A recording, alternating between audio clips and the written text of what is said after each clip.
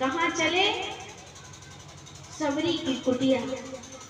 और इधर सबरी भगवान राम का इंतजार करते करते बूढ़ी हो गई है। बूढ़ी, ये सबरी है कौन? जरा ध्यान से सुनना, सबरी है कौन? पिछले जन्म की एक बहुत बड़ी महारानी थी सबरी, रानी थी रानी।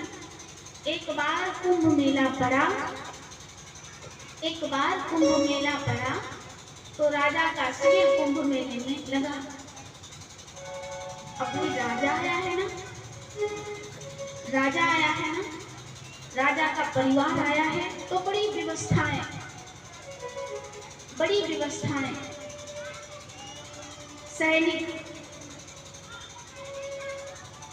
हथियार ले लेकर के खड़े हुए हैं, कोई दिक्कत ना हो जाए, राजा पे कोई आक्रमण ना हो जाए। महारानी साहिबा आई हैं, उनके ऊपर कोई आक्रमण ना हो जाए, हथियार लेके। साधु संतों के जो शिविर थे, साधु संतों के जो तंबू थे, शिविर थे, उनको हटा दिया गया। ब्राह्मणों के जो शिविर थे उनको हटवाया गया कि भाई आप दूसरी जगह लगा लो, क्योंकि यहाँ पे राजा का शिविर लगेगा। ये दृश्य देख करके रानी को बड़ी ग्लानि हुई, बड़ा कष्ट हुआ कि ऐसी भी पदवी किस काम की, ऐसा भी बड़ापन किस काम का, ऐसा भी धन किस काम का कि हमारे बड़े होने से इन बेचारे गरीब संतों को कष्ट हो रहा है, गरीब संतों को कष्ट हो रहा है, ब्राह्मणों को कष्ट हो रहा है, इनका शिविर हटाया जा रहा है। अब हटाया ना जाए तो करें क्या? करना ही पड़ेगा, क्योंकि प्रोटोकॉल देना है राजा को। इतने बड़े राजा हैं, जलने वाले हैं, ना जाने कब किस समय क्या हो जाए। रात्रि में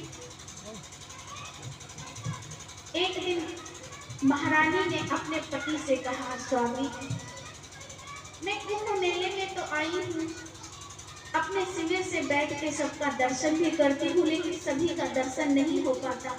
जहाँ तक ये नजरें जाती हैं बस वहीं तक दर्शन कर पाती हूँ। यदि आपकी इजाजत हो, यदि आपकी हुकूमत हो स्वामी महाराज, तो मैं संतों के पास में जाऊं, ब्राह्मणों के पास जाऊं, दान पुण्य कराऊं, थोड़ा उनके पास बैठ के सत्संग कराऊं, दर्शन कराऊं। महाराज आप हमें इजाजत दे दीजिए। राजा ने कहा, महारानी आपने बात तो सही कही है, बिल्कुल उचित कही है, मेरे मन की बात छीन ली, लेकिन महारानी आप अकेले नहीं जा सकते। क्यों? तुम कोई साधारण स्त्री नहीं हो, तुम एक राजा की पटरानी हो, इस नाते से तुम अकेले इस कुंभ में नहीं जा सकते, तुम्हारे साथ में व्यवस्था देनी पड़ेगी। आप हर शिविर में संतों के पास, ब्राह्मणों के पास जनरली बैठ नहीं सकती, क्योंकि आप एक महारानी हो, मेरी प्राण प्रियतमा हो।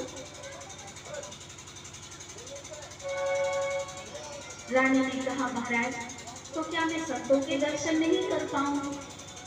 बोले, महारानी राजा की एक गरिमा होती है, राजा की एक मर्यादा होती है, राजा रानी हर जगह नहीं जा सकती। हाँ, यदि तुम कहो तो जिस संत के पास जाना चाहो वहां तक मैं एक शिविर लगवा देता हूँ, तंबू लगवा देता हूँ और तुम्हारे साथ में फौज भेज देता हूँ, तुम दर्शन करके चली आओ। ये बात रानी को हजम नहीं हुई। अब मैं भगवान का दर्शन करूं तो साथ में फौज जाए, सुरक्षा करने वाले मंत्री ये सब साथ में जाएं, तो ऐसे जाने से क्या फायदा? वारे प्रभु, कैसी तेरी लीला है, कैसी तेरी माया है कि मन में भक्ति करने का तो बहुत भाव है, दर्शन करने का भाव है, सत्संग करने का भाव है, पर मैं कर नहीं सकती। हाथ भी है, पैर भी है, सब कुछ है, लेकिन एक ऐसी मर्यादा है, एक ऐसा बंधन है जिसको मैं तोड़ नहीं सकती। रानी को बड़ी ग्लानि हुई, क्या फायदा इस शरीर का, क्या मतलब इस शरीर का? दुर्लभो मानसो देहु देहि नाम क्षण भंगुराहा तत्रापि दुर्लभ मन्ये वैकुंठ प्रिय दर्शन। मानव का शरीर दुर्लभ है, मानव का जीवन दुर्लभ है, बड़े भाग के मानुष तन पावा। मानव का शरीर दुर्लभ है और ये मानव शरीर पा करके भी मैं भगवान का भजन ना कर सकूं, तो ऐसे जीवन का क्या मतलब है, क्या अर्थ है। रानी को बड़ी ग्लानि हुई और भगवान से प्रार्थना करने लगी कि प्रभु हे नाथ, जिस जीवन में आपका भजन ना हो सके, जिस शरीर से आपका स्मरण ना हो सके, जिस शरीर से सत्कर्म ना हो सके, जिस शरीर से दान पुण्य ना हो सके, जिस शरीर से सेवा ना हो सके, ऐसे शरीर का क्या मतलब है। भाई शरीर भगवान ने इसीलिए तो दिया है, हाथ दिया है सेवा करो, आंखें दी है दर्शन करो, शरीर दिया है सत्कर्म करो, जाओ तीर्थ यात्रा जाओ, मंदिर जाओ, कथा सत्संग में जाओ, इसीलिए भगवान ने शरीर दिया है, अच्छे काम करो। सबरी ने कहा, रानी ने कहा, विचार किया कि ऐसे जीवन का कोई मतलब नहीं है जिस शरीर से मैं अच्छा काम ना कर सकूं, सत्संग ना कर सकूं, सेवा ना कर सकूं, और जब सेवा ही ना कर पाऊं तो ऐसे शरीर का कोई मतलब नहीं। रानी रात में उठी और सीधे रात में गंगा जी के पास चली गई। चुपके से, राजा जी जान नहीं पाए, चुपके से मैं स्नान करने के लिए जा रही हूँ। दास दासियां साथ में गए रानी के, दासियां तो बाहर खड़ी रही और रानी गंगा जी में प्रवेश कर गई। प्रणाम किया माता गंगा को और भगवान को प्रणाम किया कि हे प्रभु, मैं आपको प्रणाम कर रही हूँ, आपको नमन कर रही हूँ, आपको वंदन कर रही हूँ। मुझे जो काम नहीं करना चाहिए आज मैं वो काम करने जा रही हूँ। आत्महत्या करना महापाप है, पर प्रभु जिस शरीर से सेवा ना हो सके ऐसे शरीर का क्या मतलब है। इसलिए अब मैं इस शरीर को त्याग देना चाहती हूँ।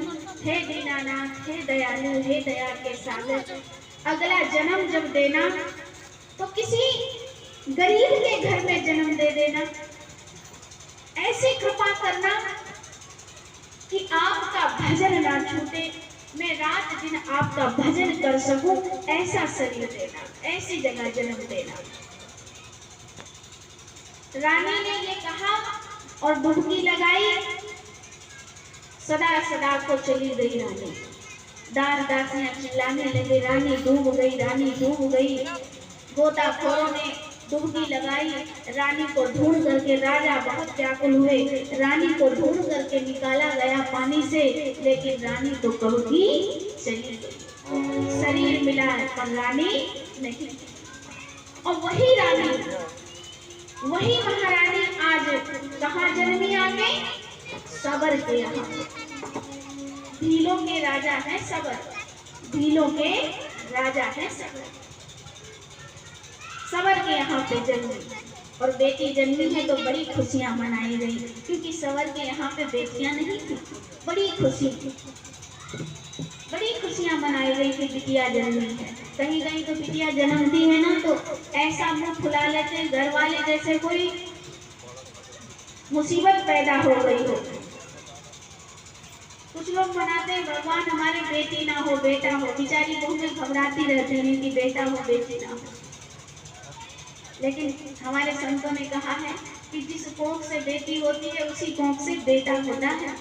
आप जवान बेटे को एक बार मार नहीं सकते, एक बार हाथ नहीं चलेगा, लेकिन बेटी को आप डांट भी सकते हो, मार भी सकते हो। एक बार बेटा भी सेवा भावी होता है, ऐसा नहीं है, लेकिन जितनी बात आपकी बेटी मानेगी उतना एक बार शायद बेटा ना माने। और जब बेटी की विदाई होती है ना, जब बिटिया की विदाई होती है तो सबसे ज्यादा कष्ट किसको होता है?